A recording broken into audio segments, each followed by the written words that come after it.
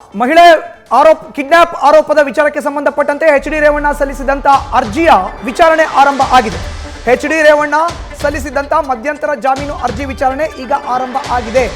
K R ನಗರದಲ್ಲಿ ರೇವಣ್ಣರ ವಿರುದ್ಧ kidnap ಪ್ರಕರಣ ಏನು ದಾಖಲಾಗಿತ್ತು, ಈ ಪ್ರಕರಣಕ್ಕೆ ಸಂಬಂಧಪಟ್ಟಂತೆ ರೇವಣ್ಣ ಅವರು ಸಲ್ಲಿಸಿದಂತ ಅರ್ಜಿಯ ವಿಚಾರಣೆ ಆರಂಭ ಆಗಿದೆ. ರೇವಣ್ಣ ಪರ ಸೀನಿಯರ್ ಈಗ ವಿಚಾರಣೆಯನ್ನು ಆರಂಭಿಸಿದ್ದಾರೆ. ಸರ್ಕಾರದ ಪರ ಎಸ್ಪಿಪಿ ಬಿಎನ್ ಜಗದೀಶ್ ಕೂಡ ಹಾಜರಿದ್ದಾರೆ. ಜನಪ್ರತಿನಿಧಿಗಳ ವಿಶೇಷ ನ್ಯಾಯಾಲಯದಲ್ಲಿ ವಿಚಾರಣೆ ಆರಂಭ ಆಗಿದೆ. ಆಕ್ಷೇಪಣೆಗೆ ಸಮಯ ಕೇಳಿದ್ದಾರೆ ಎಸ್ಪಿಪಿ ಜಗದೀಶ್.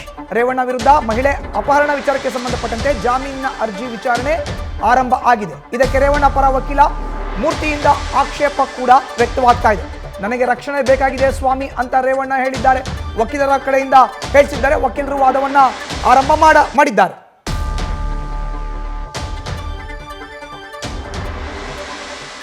ರೇವಣ್ಣರ ಮಧ್ಯಂತರ ಜಾಮೀನು ಅರ್ಜಿ ವಿಚಾರಣೆ ಇದೀಗ ಆರಂಭ ಆಗಿದೆ.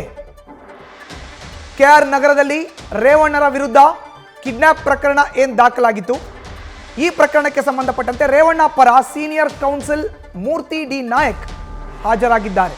ಸರ್ಕಾರದ ಪರ ಎಸ್ಪಿಪಿ ಬಿಎನ್ ಜಗದೀಶ್ ಕೂಡ ಹಾಜರಾಗಿದ್ದಾರೆ.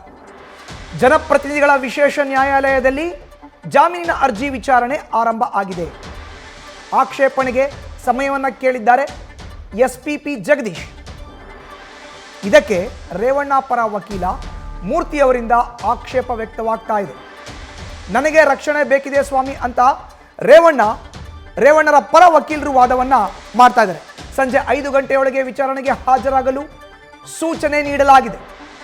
ಪ್ರಕರಣದ ದೂರಿನಲ್ಲಿ ರೇವಣ್ಣರ ಹೆಸರು ಇಲ್ಲ ಅಂತ ವಕೀಲ ಮೂರ್ತಿ ವಾದವನ್ನ ಮಾಡ್ತಾ ಇದ್ದಾರೆ.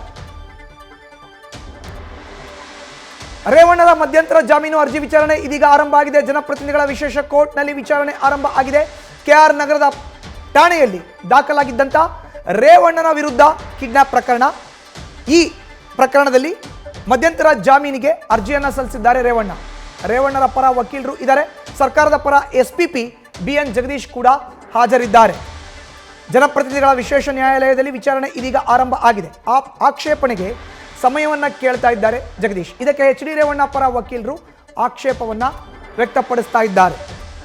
ಮೂರ್ತಿ ಅವರು ಆಕ್ಷೇಪವನ್ನ ವ್ಯಕ್ತಪಡಿಸ್ತಾ ಇದ್ದಾರೆ. ಇವತ್ತು ಸಂಜೆ 5 ಗಂಟೆ ಒಳಗಡೆ ವಿಚಾರಣೆಗೆ ಹಾಜರಾಗಬೇಕು, ನನಗೆ ರಕ್ಷಣೆ ಬೇಕಿದೆ ಸ್ವಾಮಿ ಅಂತ ವಕೀಲರ ಮೂಲಕ ವಾದವನ್ನ ರೇವಣ್ಣ ಅವರು ಜನಪ್ರತಿನಿಧಿಗಳ ವಿಶೇಷ ಕೋರ್ಟ್ನಲ್ಲಿ ಮಾಡ್ತಾ ಇದ್ದಾರೆ ಅನ್ನೋ ಒಂದು ಮಾಹಿತಿ ಲಭ್ಯ ಆಗ್ತದೆ.